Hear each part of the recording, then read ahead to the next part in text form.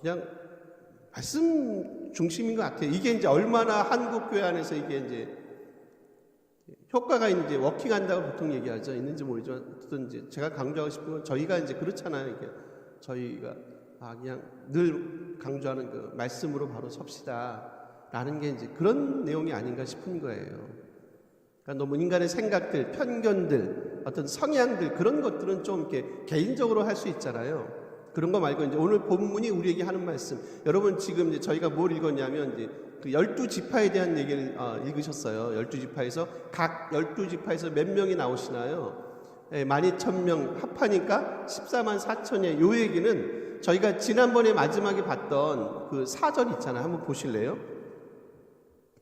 요 4절, 7장 4절이세요. 바로 앞에 있는 요거 한번 같이 한번 읽어주실래요? 있습니다. 내가 인침을 받은 자의 수를 들으니 이스라엘 자손의 각 지파 중에서 인침을 받은 자들이 14만 4천이니 이 4절을 설명하는 게 지금 5절에서 8절까지 저희가 읽은 본문이에요. 인침을 받았다는 거 지난번에 저희가 말씀드렸어요. 지지난주죠. 지난주는 저기니까 부활절이니까 제가 뭐라 그랬죠? 인침은 뭐라 그랬어요? 이건 바코드도 아니다. 이건 베리칩도 아니다. 인침은 뭐라고요? 소유에 대한 거. 누구 거냐? 누구 거. 누구 겁니까? 하나님의 것이 되든지 아니면 사단의 것이 되든지 소유에 대한 거. 그리고 당연히 내 소유니까 어떡합니까? 누가 지킵니까? 소유주가 지켜주지 않겠습니까? 그렇지 않으세요? 우리가 키우는 반려견이 있으면 어떻게 보면 내 반려견이잖아요. 그게 우리 강아지가 됐든 고양이가 됐든 내 거잖아요. 내 거. 그럼 당연히 누가 지키는 게 맞어요? 소유주인 내가 아니면 누군가가 지켜주는 게 맞죠. 이제 마치 그런 거 인침을 받았다? 누구 거다? 하나님에 속한 자 하나님이 보호하신다. 근데 그게 오늘 본문에 보니까 지금 12지파 12,000명 토탈 몇 명이에요? 14만 4천. 요건 분명히 제가 지난주 말씀드렸어요. 이건 문자 아니다라고 얘기했어요. 상징성을 띠는 숫자다. 144 곱하기 1000입니다. 12 곱하기 12 곱하기 1000이에요. 1000은 일단 수없이 많은 숫자라는 의미가 있어요. 많다. 근데 12 곱하기 12라니까 어떻게 된다고요? 12는 앞에 12는 뭐라고요? 들은 지가 오래돼서 구약의 12지파 뒤에 12는 신약의 12 제자 이걸 합치니까 144 안 나옵니다. 구원받은 하나님의 백성의 공동체인 교회가 나온다 그랬어요. 교회는 누구 거예요? 교회는 누구 겁니까? 누구의 소유입니까? 하나님의 소유. 누가 지키세요? 그분이 지키시고 그분이 보호하세요. 이게 뭐라고요? 이게 우리의 정체성이다. 우리 스스로 힘을 가지고 우리가 지킬 것 같은데 그렇지 않다. 너는 내 거야. 우리 누누이 아시잖아요. 구약에서 너는 내 거, 너는 내 거. 누가 지킵니까? 하나님 그분, 소유주이신 그분이 지키세요. 여러분 하나 질문 한번 드려볼까요? 오늘 이제 저희가 지파에 대한 지금 이제 리스트 목록을 저희가 읽었어요. 여기서 이상한 거 혹시 있으세요? 이상한 거. 제가 이제 제목을 전투하는 교회라고 했어요. 일단 머릿속에 제목을 주시고요. 타이틀을 주시고 일단 혹시 이상한 거 발견하셨습니까? 이제 요 정도 되면 이제 제가 하산해도 되는 정도입니다. 요 혹시 이상한 거 발견하시면 계세요? 쉽지 않은 거 있으신가요? 없으신가요? 일단 여러분 요 얘기 먼저 드려볼게요. 이 지파 목록이 구약 성경이에요. 거의 몇 번이 나오냐면 학자마다 약간의 차이 있지만 거의 20번에 걸쳐서 나옵니다. 지파의 목록이 그렇게 나와요. 근데요 이제 약간 저거 한 건 뭐냐면 이 목록들이 다 일관적으로 똑같지 않습니다. 다 다릅니다. 거의 많이 다르게 많이 나와요. 지금 요 본문도 구약의 지파 목록이잖아요. 근데 요것도 약간의 차이가 있어요. 특징이 있어요. 이제 그 특징을 제가 물어보는 거예요. 뭐가 차이가 있지? 라는 겁니다. 혹시 아십니까? 일단 첫 지파가 일단 루벤으로 나오지 않습니다. 유다 지파로 나와요. 그리고 혹시 또 있어요? 혹시 또 있으십니까? 제가 한번 그 세미나를 갔는데 어느 이제 모 그룹의 세미나에 갔어요. 근데 거기서 한 분이 이런 질문하는 거예요. 목사님 하시면서 왜 지파가 왜 이렇게 막 뒤죽박죽이 돼 있냐는 거예요. 지금 똑같은 거예요. 루벤이 장자니까 루벤이 처음 나와야 되는데 왜 유다 지파가 먼저 나오고, 그리고 왜 이 지파가 빠졌어요. 우리가 많이 알고 있는 지파가 빠졌어요. 그리고 어느 지파가 들어갔어요. 그 얘기를 저희가 이 목록을 통해서 한번 살펴보려고, 분명히 메시지가 있을 거예요. 메시지가 있겠죠. 당연히 이거는 여러분 만약에 혈통이나 뭘로 보면요, 유대적인 관점에서 보면 당연히 처음에 누가 등장하는 게 맞습니까? 당연히 루벤입니다. 근데 루벤이 처음에 등장하지 않습니다. 장남임에도 불구하고, 장자임에도 불구하고 루벤은 처음에 딱 등장시키지 않아요. 처음에 등장하는 지파 이름이 유다 지파. 유다 지파를 처음에 딱 등장시킵니다. 분명히 의도가 있겠죠. 여러분이 잘 아시는 대로 그리스도 주님이 어디로부터 나옵니까?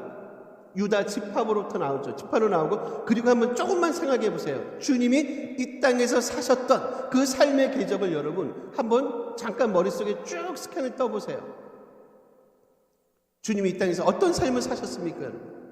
사람들과, 예를 들면 종교 리더들과, 주님을 믿지 않는 대중들과 주님이, 그분이 어떤 삶을 사셨습니까? 매우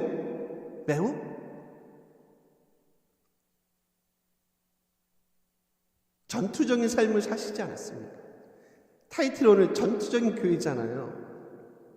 그들과 같이 뭐 하지 않았습니까? 타협하지 않으세요. 그들의 비위를 맞춰주지 않습니다. 그죠? 사람들의 손가락질을 받으시면서까지 끝까지 주님은 세상 사람들과 이 땅의 세속화와, 그리고 주님을 믿지 않았던, 하나님을 엄밀하게 따지면 하나님을 믿지 않았던 그들과 주님 자신이 어떤 삶을 살았다고, 아주 이 땅에서 전투적인 삶을 살아내지 않았습니까?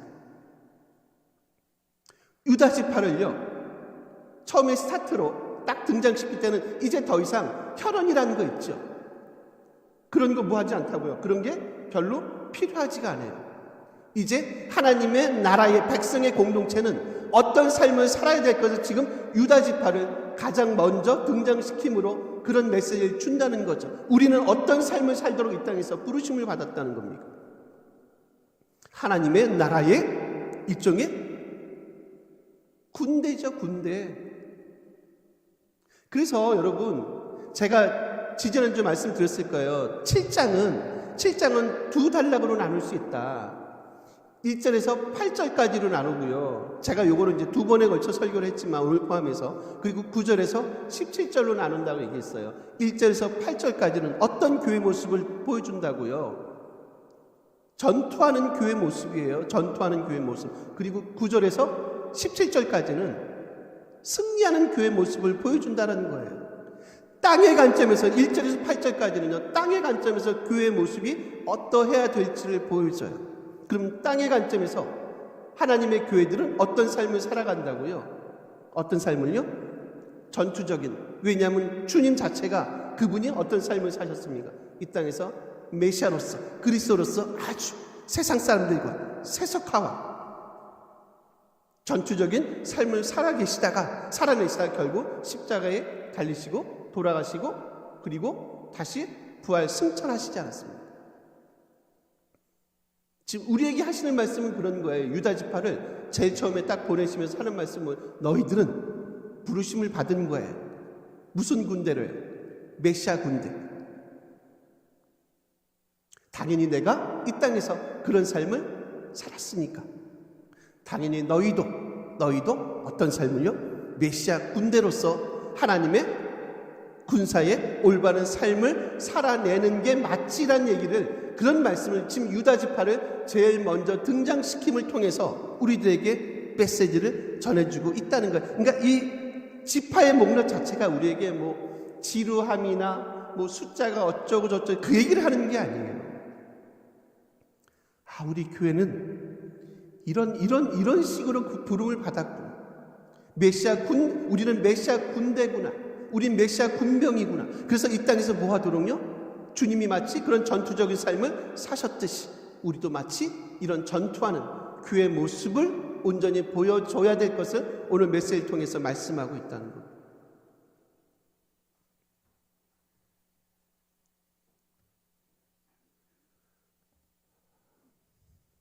너무 세상의 기류에 이렇게 편승할 거 없을 것 같아요. 제가 이제 처음에 말씀했듯이 너무 세상의 기류에 편승할 거 없을 것 같아요. 말씀한 대로 개인적인 성향이면 상관이 없어요. 공적인 자리에서, 그것도 교회에서. 좀 그건 좀 아니지 않습니까? 주님의 메시지 안에 그렇게 정치적인 메시지가 없으셨잖아요. 3년 동안 하시면서 그분이 언제 그런 얘기 하시던가요? 그냥 말씀만 전하거든요. 근데 그 말씀 속에 사실상 어떻게 보면 다 거기 안에 포함이 되어 있지 않나요? 이 팍스 로마나의 세계가, 로마의 평화가 얼마나 허망한지, 세상의 평화가 얼마나 허망한지, 인간의 자기 주인, 인간의 자기 주장하는 그런 주인의식이 얼마나 허망한지를 그분의 말씀 속에 고스란히 담아내거든요. 따로 정치적인 칼날을 띄지 않으세요, 주님은.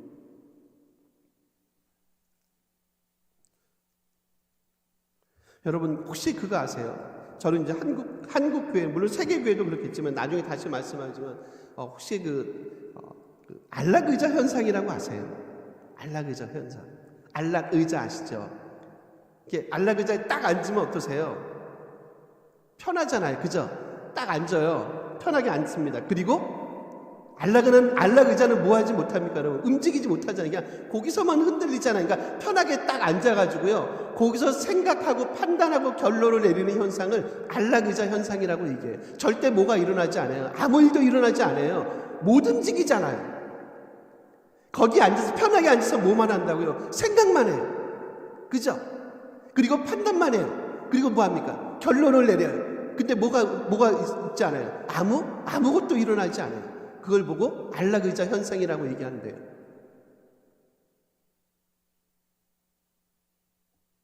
예를 들면 전쟁은 의자에 사는 게 아니잖아요. 여러분이 지금 요한이 이거를 보내시잖아요. 요한이 이거를 여러분 어디서 쓰나요? 하나님의 말씀 계시록을 어디서 쓰세요? 네, 반모섬에 쓰지만 도서관에서 쓰지 않아요, 여러분. 그죠? 서재에서 쓰지 않는다면 치열한 어디서 씁니까? 치열한 삶의 현장, 반모지만 치열한 삶의 현장에서 지금 이 하나님의 말씀을 쓴단 말이에요. 의자에 앉아서 쓰지 않습니다. 편안하게 의자에 앉아서 판단하고 결론을 내리고 그렇게 하지 않으세요. 그냥 몸만 흔들리지 전혀 뭐하지 않습니까? 앞으로 나가지 못하는 마치 안락의자처럼 그런 삶을 지금 요한이 살아내지 않았거든요. 주님이 그런 삶을 살아내지 않았어요. 전쟁의 한 복판에 있습니다. 그렇지 않습니까, 여러분? 즉 그 얘기는 뭐예요? 쉽지 않다는 거예요. 몸은 흔들거리는데, 몸은 흔들거리는데 전혀 의자는 전혀 뭐하지 못합니까? 흔들리지 못하거든요. 흔들리지 않습니다. 생각만 해요. 판단만 하고요. 그리고 결론을 내리세요. 근데요, nothing happen이에요. 아무 일도 일어나지 않습니다. 혹시 우리가 이런 무기력한 안락 의자에 앉아서 아무 일도 일어나지 않는 마치 이름뿐인 크리스찬, 기독교인의 삶을 살아내는 것은 아닌지 우리만 몰라요, 여러분. 우리만 모를 수 있다니까요. 그렇지 않으세요? 우리만 모를 수 있다니까요. 그냥 거기에 갇혀 있으니까 우리만 다 아는데, 세상이 아는데 우리만 모를 수 있어요.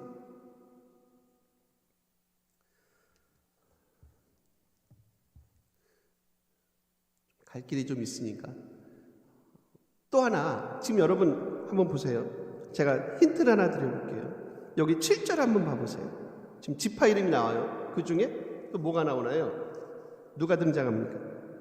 레위 지파가 등장해요. 원래 여러분 레위 지파는 여기 들어가지 않습니다. 일반적으로 레위 지파는 기업을 상속받지 않기 때문에 그러니까 어떤 때 목록에 들어가긴 들어가요. 이렇게 인구조사 같은 거 할 때도 이렇게 목록이 들어가긴 들어가는데, 특히 이렇게 전투하는 거 있죠. 전쟁에, 그러니까 지금 우리가 보는 건 전투하는 교회의 모습, 지파의 모습을 보여주는 거잖아요. 이렇게 전투하는 그런 인원을 소위 말하는 소집할 때는 절대로 레위 지파가 들어가지 않습니다.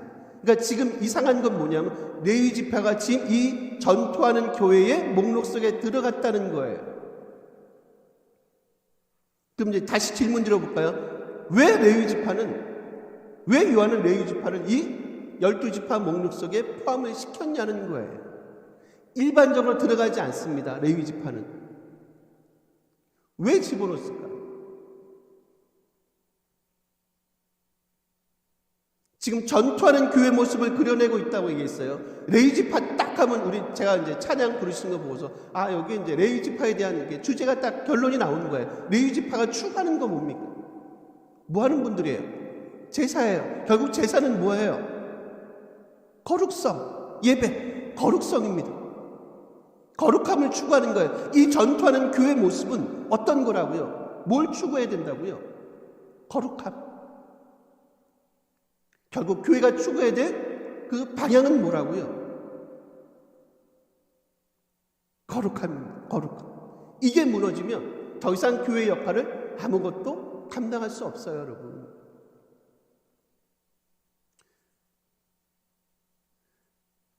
거룩함이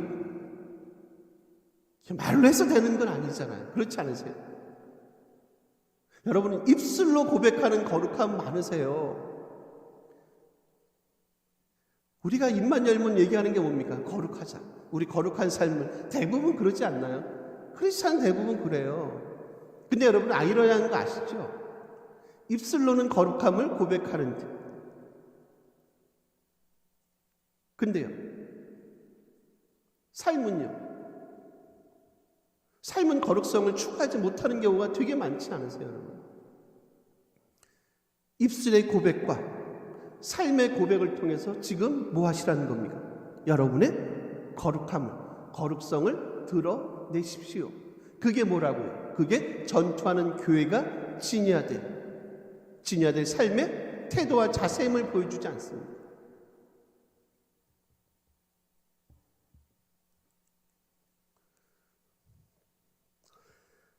여러분 미국의 예를 하나 들어볼게요. 18세에서 49세까지 미국의 그 사망 원인 1위가 뭔지 아세요? 질문이 참 많아요, 그죠? 그래도 여러분이 거의 대답은 안 하시니까 18에서 49세 미국입니다. 사망 원인 1위. 그러니까 뭐 같으세요? 총기 사건, 가능한 겁니다. 근데 총기 아닙니다. 한 분만 더요. 자살 아닙니다. 나오신 것 같아? 사모님이 더 말씀하시. 마약이래요, 마약. 18세에서 49세, 사실 제일 일할, 그죠? 제일, 어떻게 보면 미국을 떠받치고 있어야 될 기둥 같은 나이잖아요. 그때 가장 많은 사망 원인 1위가 마약.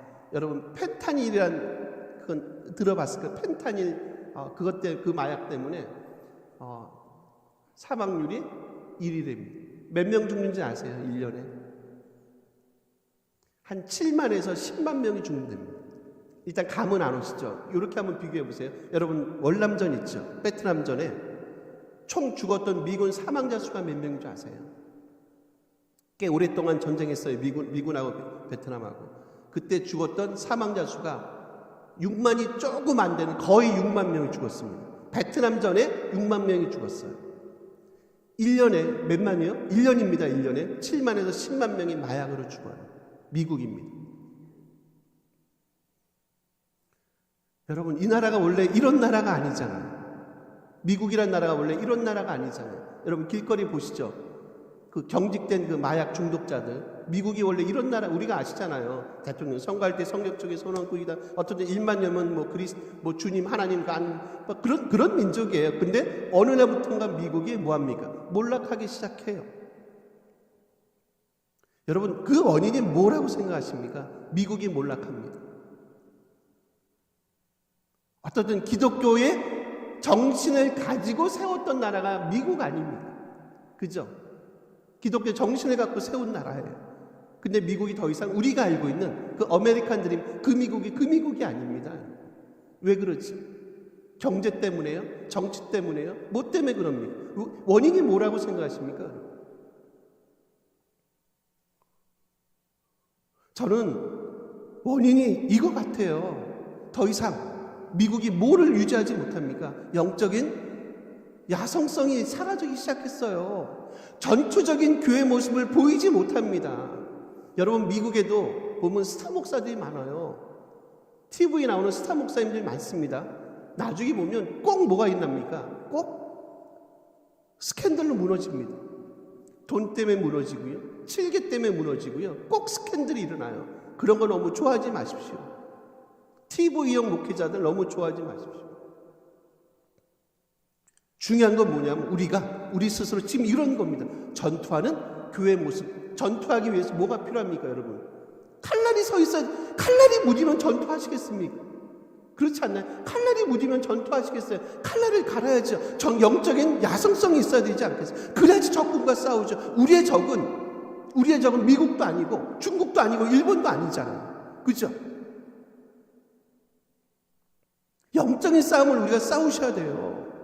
총칼로 하는 싸움 같으면 무기를 개발하고 뭐 핵무기를 만들고 미사일을 만들고 막 그러면 될 수 있을지 모르지만 우리의 싸움은 그런 싸움이 아니죠. 여러분이 아시지 않습니까?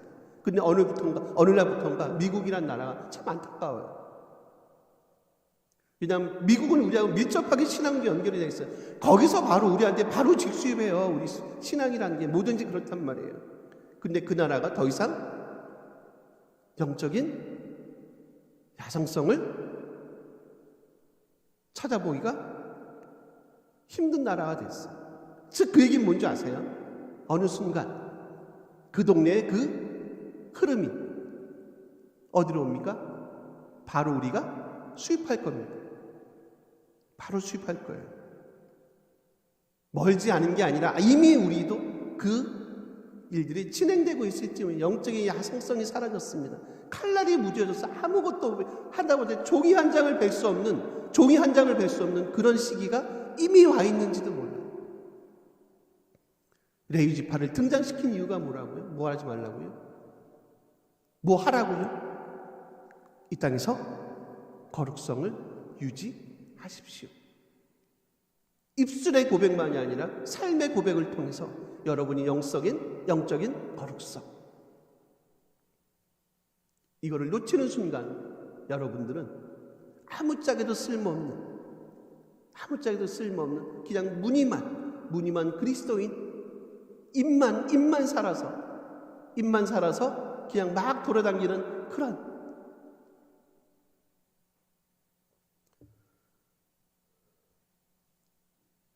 마지막 하나가 뭐가 빠졌냐면 사실 두 지파가 빠졌어요. 그게 뭐냐면 단지파가 빠졌습니다. 단지파 안 보이시죠? 단지파가 안 보이고 에브라임 지파가 안 보여요. 대신 에브라임을 누가 대체하냐? 요셉 지파가 대체합니다. 나중에 확인하세요.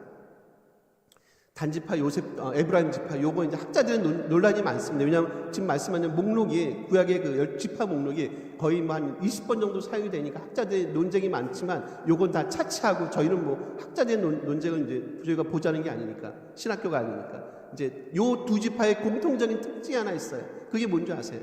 바로 이겁니다. 단지파는 철저하게 어디 빠지냐면 우상숭배 빠져요.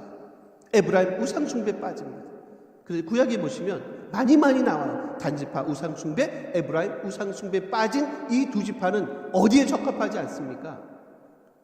전투하는데, 영적인 이 싸움을 해나가는데 세속화에 빠져버리고 세상의 물결에 빠져버리고 세상이 좋아서 세상과 더불어 살기를 원하는 이 두 지파는 이 하나님의 영적인 전투를 벌이는데 전투하는 교회의 모습을 전혀 뭐하지 못해요. 전혀 반영 끌어내지 못한다는 거예요. 오죽하면 이 목록에 들어가지 않는 레위 지파를 포함을 시켰겠습니까?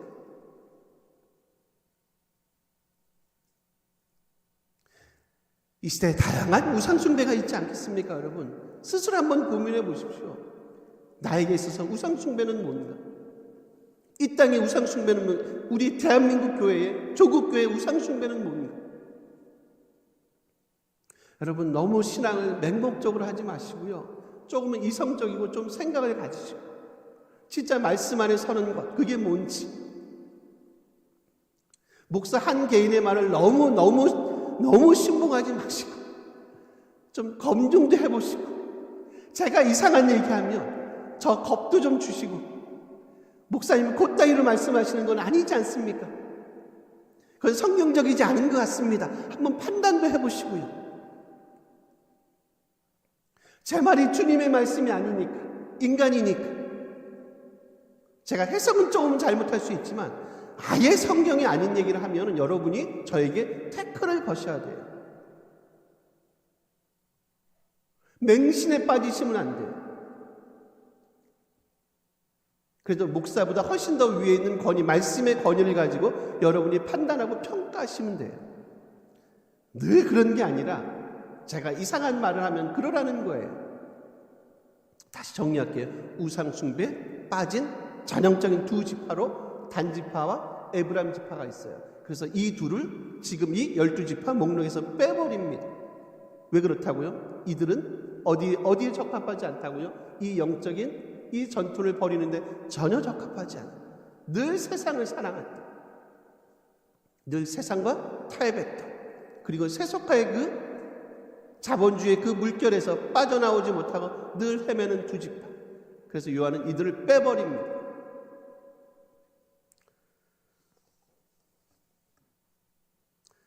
말씀을 정리하겠습니다. 12지파 목록, 이 줄은 우리에게 아주 훌륭한 메시지는 뭐냐면 그런 거예요. 우리가 뭘로 부름받았다고요? 전투하도록. 이 땅에서 예수 믿고 구원받는 건 맞지만 그 구원이 그냥 그렇게 값싼 구원이 아니에요. 끊임없이 이 일을 하도록 부르심을 받았으면 여러분 꼭 좀 기억했으면 좋겠습니다. 제가 전쟁 얘기 나올 때마다 늘 하는 얘기 했어요. 세상에 쉬운 전투는 없다고 늘 말씀하세요. 누군가는 피를 흘려야 됩니다. 그렇죠? 칼에 배임을 당할 수도 있고요. 총에 맞을 수도 있고요. 전쟁은 그런 거예요. 그래서 힘들어요. 세상에 쉬운 전쟁이란 건 그런 전쟁은 세상에 없습니다. 우리가 이런 일들을 하도록 부르심을 받았어요. 근데 감사한 건 뭐예요? 그 전투가 딱 끝나고 나니까 우리가 감히 생각하지 못했던 방식으로 훨씬 더 많은 것들로 뭐합니까? 보상. 군인들에게 주어지는 그분들이 전쟁에 참여할 수 있는 동력을 주는 게 뭡니까? 이 전쟁이 끝나면 뭐가 주어집니까, 여러분? 그들에게 보상이 주어지지 않겠습니까? 좋게 우리가 생각할 수 없는, 상상할 수 없을 만큼의 보상으로 우리 삶을 분명히 하나님 그분이 우리 삶을 가득 채울 거야. 그거를 기대하시면 구원이란 보상, 영생이란 보상, 우리가 그분과 늘 함께 있음이란 이 엄청난 보상 기억하시면서 늘 승리하는, 그리고 전투하는 이런 믿음의 삶을 살아내는 그런 복됨이 우리 가운데 있기를 간절히 기대하고 소원합니다. 우리 같이 한번 기도했으면 좋겠습니다. 하나님, 이 전쟁에서, 이 전투에 승리하는 진정한